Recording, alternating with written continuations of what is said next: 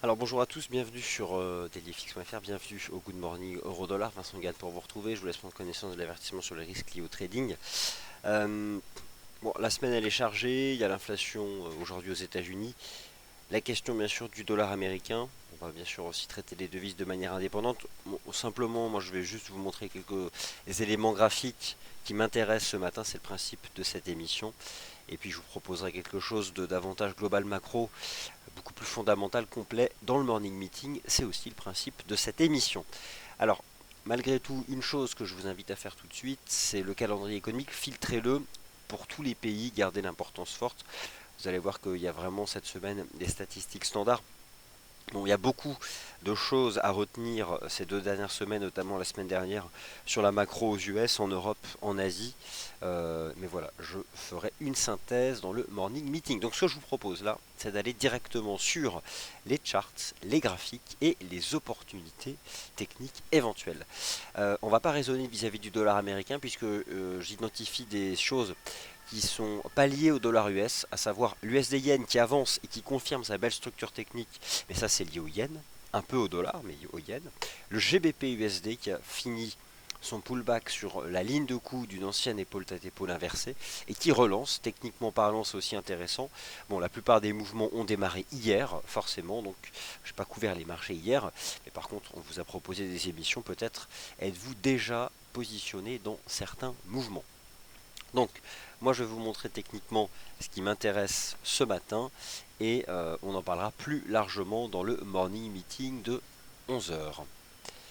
Alors, première chose, la paire majeure sur laquelle j'ai la conviction la plus forte, c'est toujours l'USD Yen à l'achat, hein, à la hausse. Toujours propre, hein, tout a commencé donc depuis cette divergence haussière en données journalières. Superbe divergence haussière en données journalières, impeccable, qui porte ses fruits, qui est active depuis la réintégration des 107,68. Là, on est en train de sortir par le haut d'un petit range.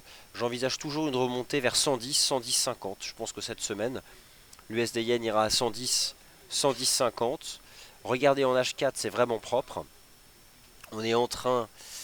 Oh là, perdu le graphique. Alors... Alors, un instant, je crois que l'outil graphique fait des siennes.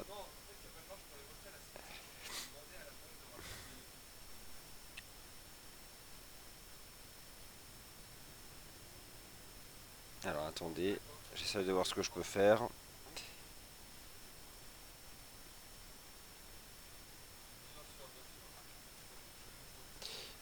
Alors, je vais relancer le graphique.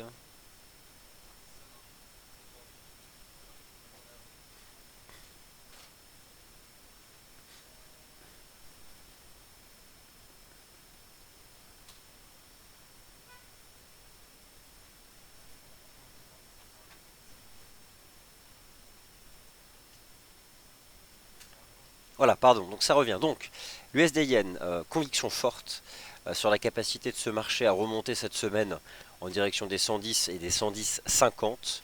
Belle divergence haussière en données journalières. Construction technique bien faite aussi en données 4 heures. Le marché tente là de sortir par le haut du range. Attention, c'est du H4, hein, donc la bougie n'existe pas. Peut-être qu'il faut se fier sur du H1.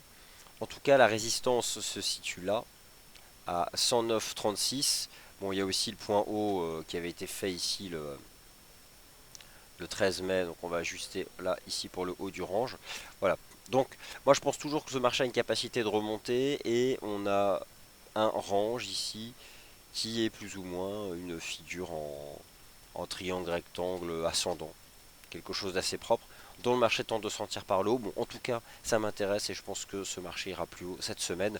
Attention par contre au niveau du timing, comme d'habitude, en tendance haussière, on achète sur support. Donc là, vous allez battre la figure, éventuellement une dérive latérale jusqu'à ce qu'on vienne au contact de la ligne de tendance. Il y a des choses comme ça intéressantes. Le GBP USD relance. Le Brexit, c'est pas tout de suite. D'ailleurs, on ne sait même pas si aura lieu. Par contre, il y a le référendum dans un mois. Ce soir, à nouveau donc un webinaire spécial sur les tout derniers sondages en provenance du Royaume-Uni. Donc je vous redonne le lien vers cette page. Inscrivez-vous parce que le webinaire de ce soir n'a pas lieu en salle de trading, hein. Il a lieu sur GoToWebinar. Donc il faut que vous soyez inscrit sur cette page et que vous receviez par email le lien pour y accéder. Et donc ce soir, je vous communiquerai les tout derniers sondages, les données officielles qui nous viennent du Royaume-Uni, les données de Bloomberg aussi, et on fera le point donc à ce moment-là sur la livre sterling. En tout cas, le GBP USD en données journalières tente quelque chose d'intéressant. Ça va être très important la séance du jour parce que sur le plan technique en D1, en fait, on a juste fait un pullback sur cette épaule, tête épaule inversée, c'est propre. Et là, on essaye à nouveau donc de relancer. Hier, potentiellement une espèce de ligne pénétrante haussière. Là, on essaye de redépasser Kijun et Tenkan en D1. Donc derrière, si ça relance, on repart à l'assaut des 1,47. Ça peut être très intéressant. Eurodoll, rien à dire. Ça continue de glisser, mais ça ne cède pas pour autant. On tient une petite ligne de tendance là. Ah, ça peut être intéressant. Mais sans conviction forte pour autant, cette paire de devises ne m'inspire pas en ce début de semaine. NZD USD est toujours sous les 0,6822. Ligne de coup d'un double top. Alors, qu'est-ce qu'on est en train de faire en dessous? Je ne sais pas. Peut-être un petit range sous la ligne de coup. En tout cas, tant qu'on est sous 0,6820, les perspectives sont négatives. L'AUD-USD a atteint l'objectif baissier, maintenant se reprend. L'objectif baissier, rappelez-vous, était à 0,7256.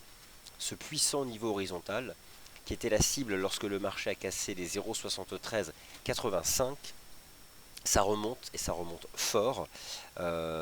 J'éviterai de m'exposer à la vente à nouveau en utilisant cette résistance. Pour autant, on ne peut pas en dépasser son franchissement, mais là le marché remonte fortement après avoir atteint cet objectif. Voilà, il se passe donc il y a un début de quelque chose qui se passe sur la UD-USD. Bon, l'USD CAD et puis voilà, c'était les seules choses techniques que je voulais vous proposer ce matin. L'USD CAD, c'est un scénario que j'envisageais, ni tendance haussière ni tendance baissière. On a quitté par le haut une tendance baissière qui se déployait depuis 6 mois. On s'installe désormais dans un range entre 1,2750 et 1,3015. Une phase latérale bien mise en évidence par la mise à plat ici de la moyenne mobile à 20 jours.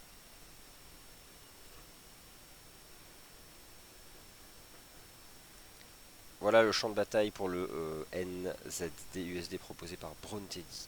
Voilà donc, alors le webinaire de ce soir sera enregistré, oui.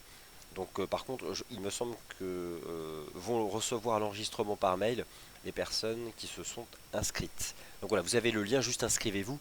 Même si vous ne pouvez pas y assister, au moins vous recevrez l'enregistrement par email. Donc je vous ai posté dans la section commentaires à 9h29. Vous avez donc tout le lien. Voilà, donc bon, moi ce qui me paraît intéressant ce matin, c'est l'USD Yen, ça n'a pas changé, et le GBP USD qui redémarre. Mais voilà, de toutes les paires majeures, là où j'entrevois le plus de clarté chartiste, c'est clairement le taux USD Yen. Voilà, ainsi s'achève le Good Morning Euro-Dollar. On se retrouve à 11h pour quelque chose de plus global, macro, plus complet, et qui couvre toutes les classes d'actifs. Prochaine émission à 10h30 sur les matières premières. Merci à tous. 10h15, pardon. 10h15 sur les matières premières.